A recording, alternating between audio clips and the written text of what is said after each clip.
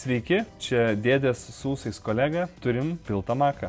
A2485, M1 makas, 21 metų. Aplietas įsijungia, nerodo vaizdo. Ir žiūrėsim, ką pamatysim piltam kompe. Nuėmus dangtį, jau iškart matom, aplink procą kažkokio lipnaus skysčio. Va čia yra drėgmės indikatoriai ir jie, kai sušlampa, kompiuteris gauna skysčio, jie paraudonuoja ir matot va čia. Tai ką aš dar matau iš karto, tai kad jis jau yra buvęs ardytas, va, matot šitie dalykai atkelti.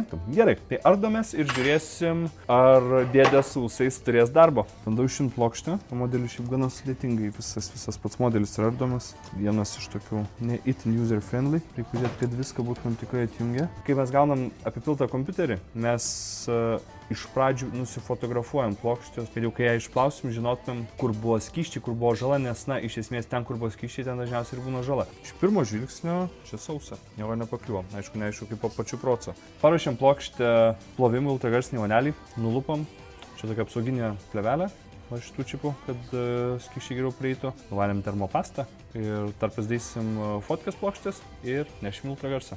Gerai, tai dedam ultragarsinę vonelę, įkais iki 50 laipsnių ir plausim abi pusės po 10 minučių. Čia yra skystis, specialus plokščių plovimui. Statom 10 minučių. Labai šlykštus garsas, todėl pasidarėm šitą dėžę. Susitiksim antroje dalyje.